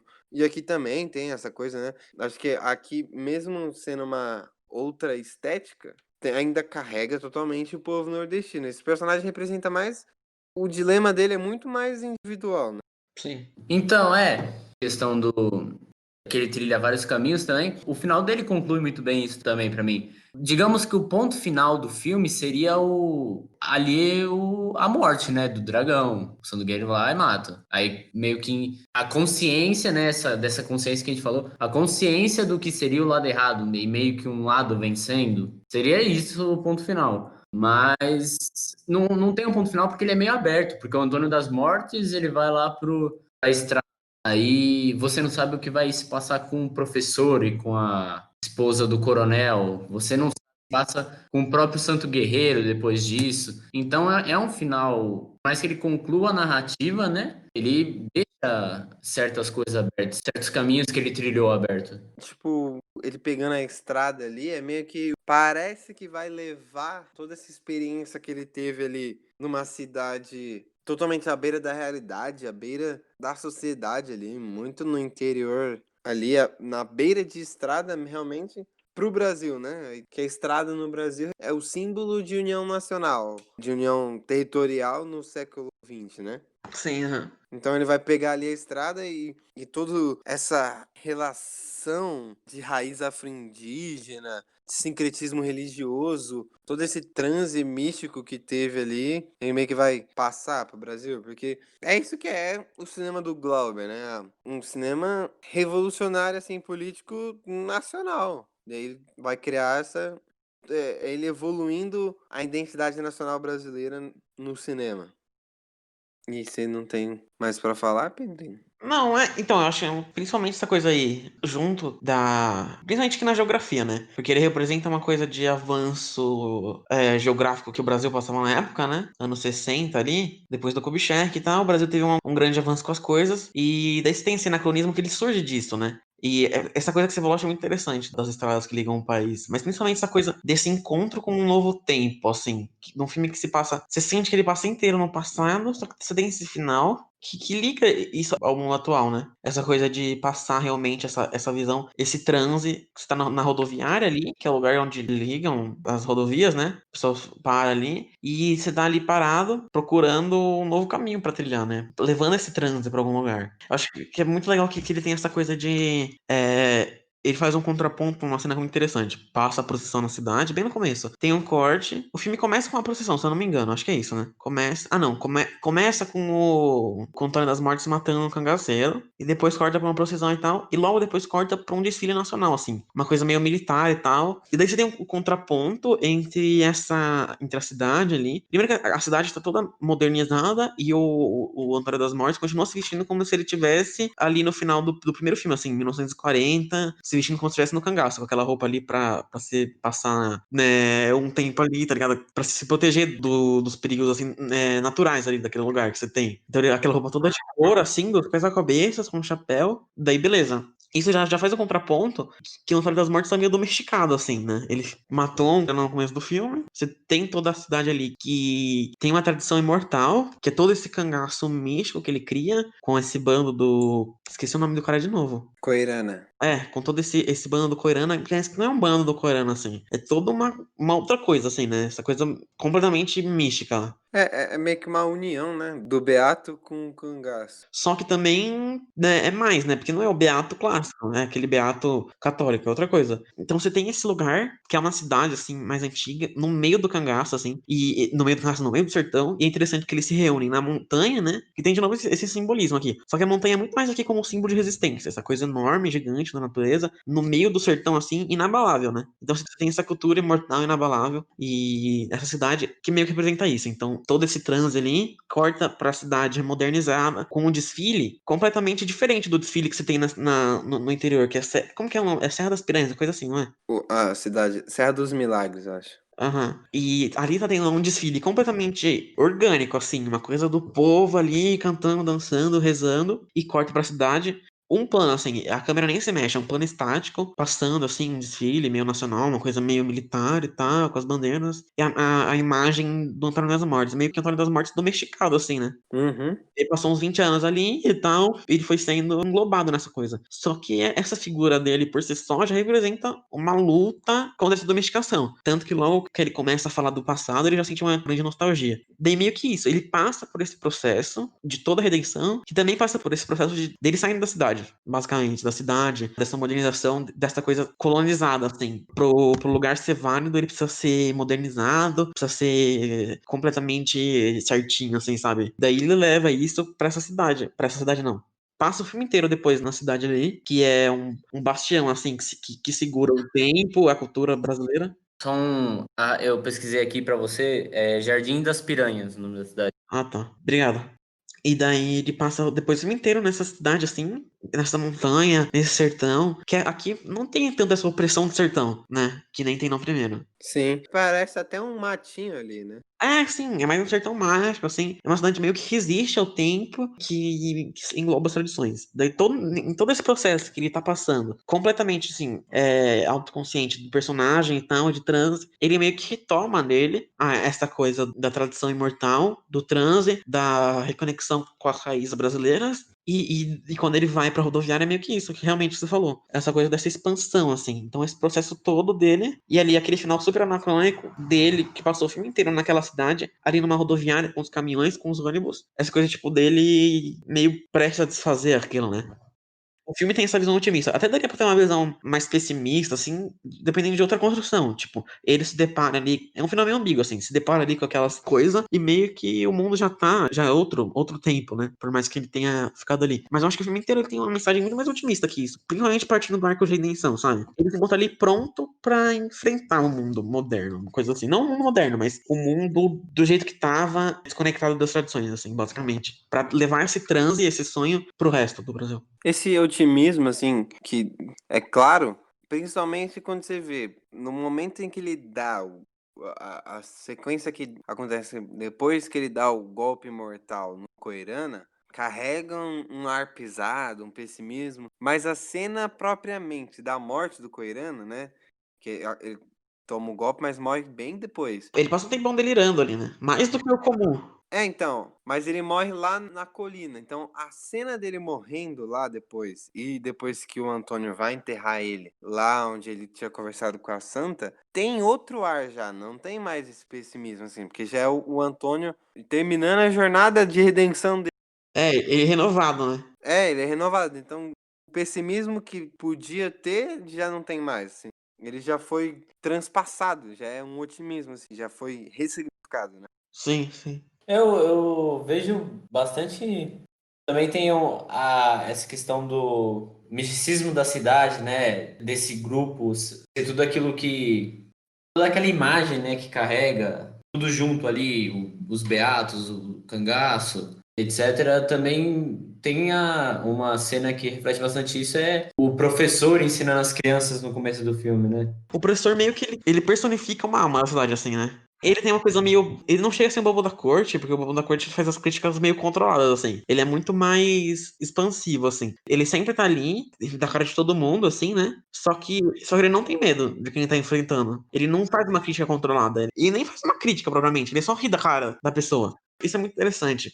A cena lá que ele luta com o Senhor Matos lá é muito isso, assim. O cara perde a cabeça com ele, porque ele tá só provocando, ele fica provocando, assim, né?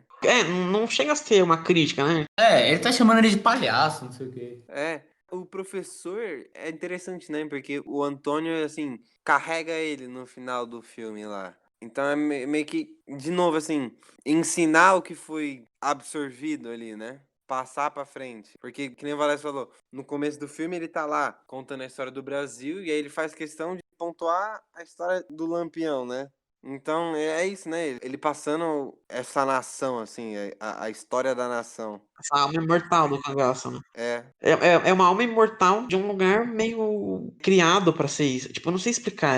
É tipo um ponto espiritual, assim, né? É, Não existe aquele lugar propriamente dito, mas ao mesmo tempo ele existe, porque ele é representação de todo esse sertão, assim, né, sabe? Toda essa visão que o Glauber tinha desse lugar, assim. Ao mesmo tempo que ele existe, que ele não existe, porque realmente, tipo assim, materialmente, se você for lá, não vai ser aquilo, não foi, porque são tempos e realidades e coisas assim completamente distintas, coabitando ao mesmo momento, ao mesmo tempo existe, porque aquilo ali existiu em tempos diferentes, no mesmo lugar, e toda aquela alma, toda aquela essa força simbólica espiritual ficou impregnada naquele lugar, né? Quando o Glauber ele joga esse olhar e cria essa cidade, cria esse transe, é o que ele tenta tirar daquilo ali, é essa alma, né? Que ficou presa, assim, naquele lugar. Toda essa história ficou presa ali, e é isso que ele tenta tirar com esse olhar, com esse transe. E é por isso que eu acho interessante, porque como é uma coisa mística, ele meio que entende que, primeiro que a arte não é objetiva, assim. Então ele podia se despir do realismo do primeiro filme, porque aquilo já passou, aquela denúncia já foi importante em outro momento pra ele, né? Aquilo ali já foi. Ele precisa entrar num outro momento agora. Então ele precisa entrar nesse momento muito mais místico, assim, muito mais em conexão com as raízes mesmo. E de jogar esse olhar de pura subjetividade ali, além de ser subjetivo, é um olhar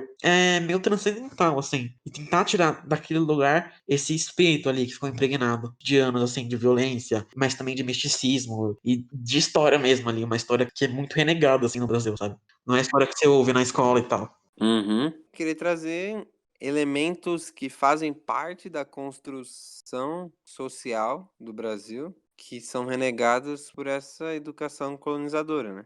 Sim. Então, essa parte de transcender que você falou, eu observo muito isso também nos filmes de 70, o Cabeças e o Copacabana Mon Amour do Sganzerla.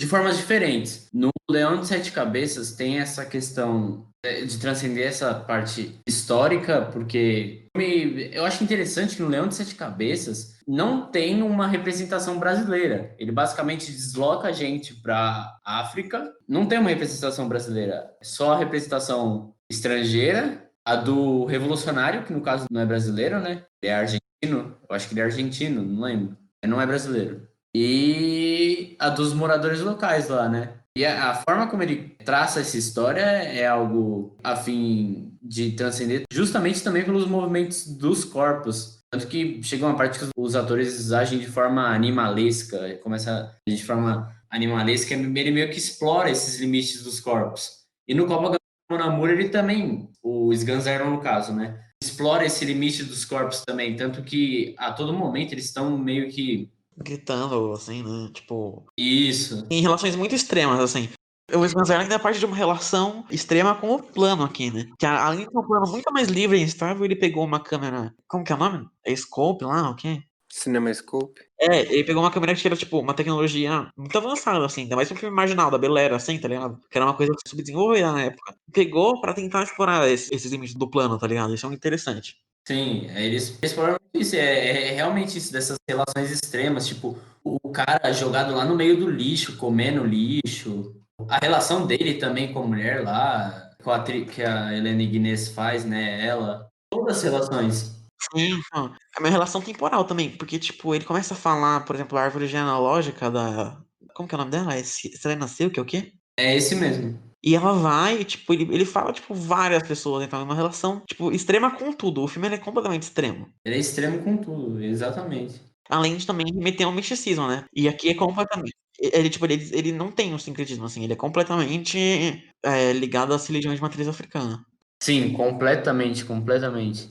Quem demonstra bastante é o personagem que mora lá com a Helena e com a mãe dela. Sim. A Selena Silk com a mãe dela. Ele demonstra bastante isso. E ela vai lá no. No terreiro também. Sim, e procura, e tipo, quer saber sobre como que vai ser a fama dela. Eu acho legal desses filmes da Bel Air que eles não têm começo, não tem final, assim, sabe? Tipo, eles são completamente o sentimento, tá ligado? E todos pro extremo, assim. Sim, com certeza.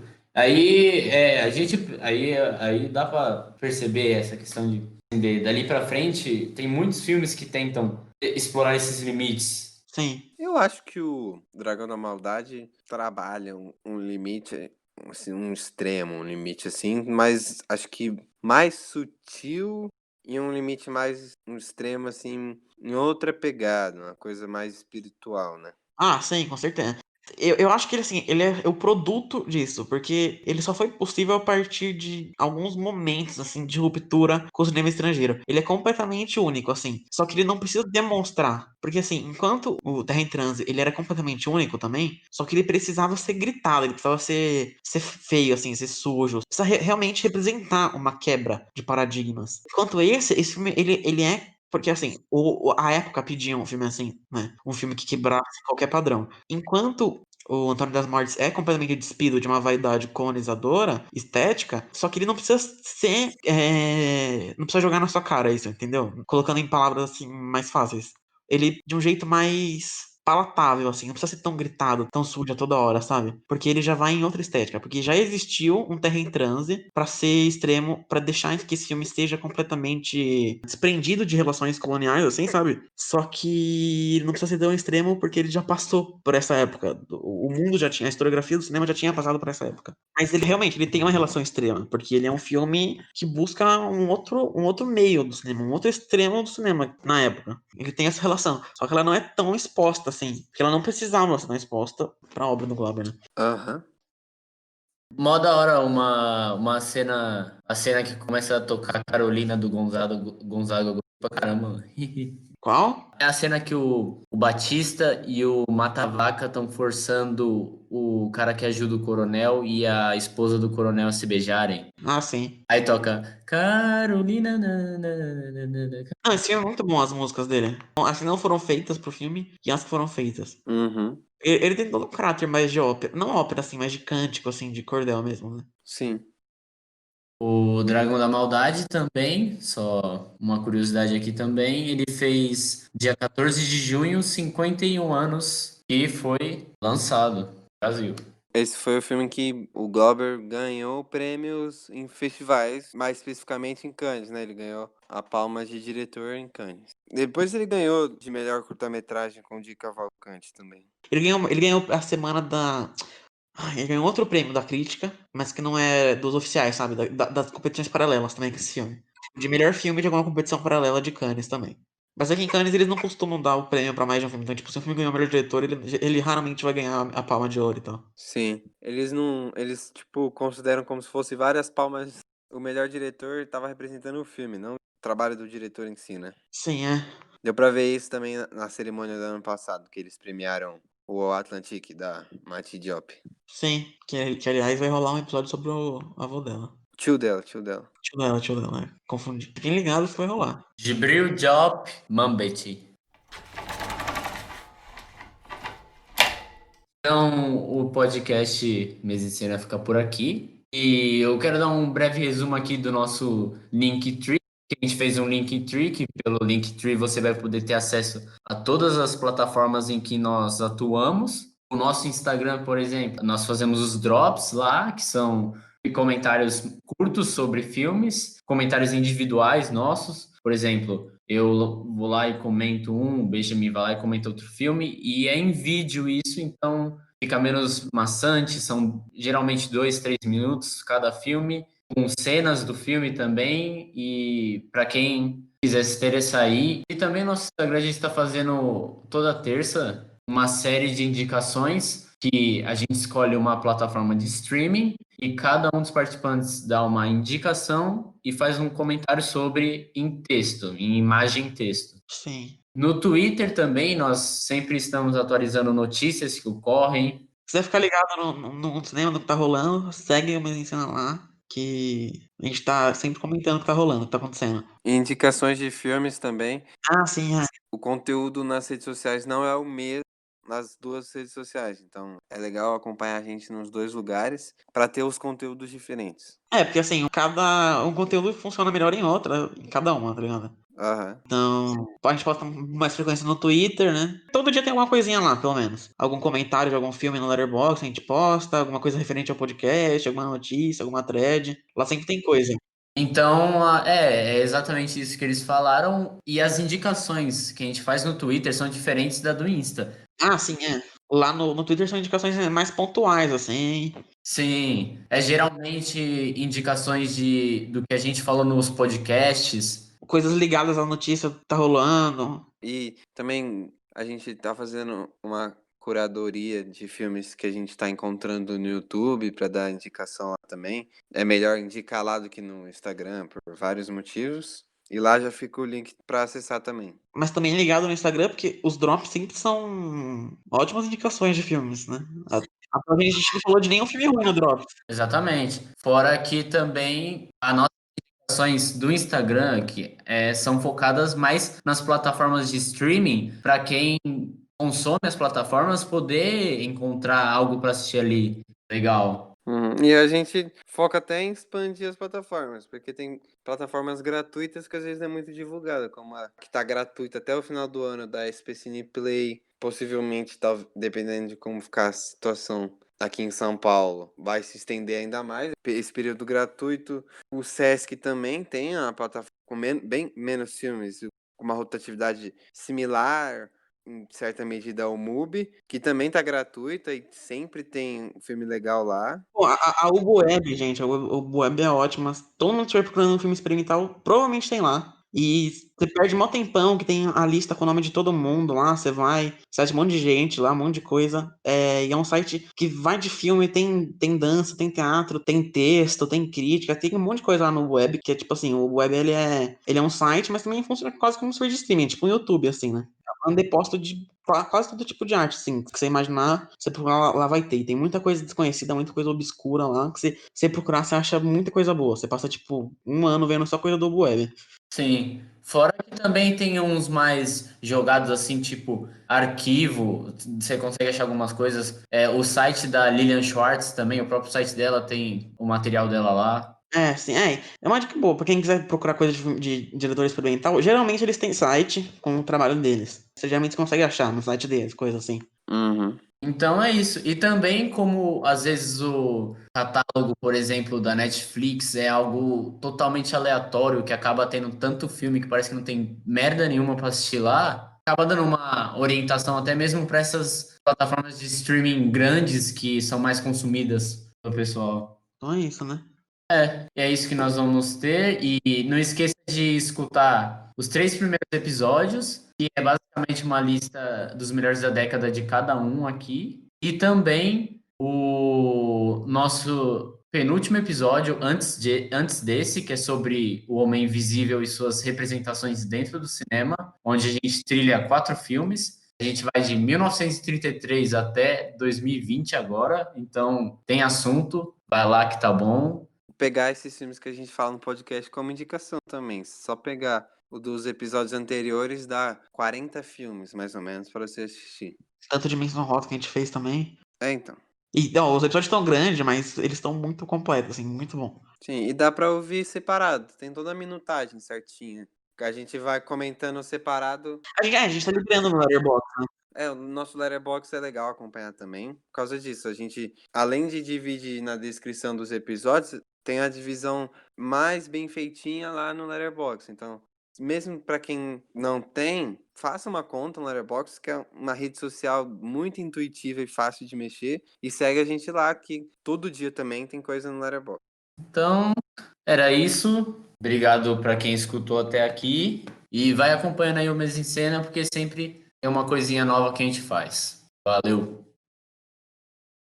De cangaceiro, matador de cangaceiro.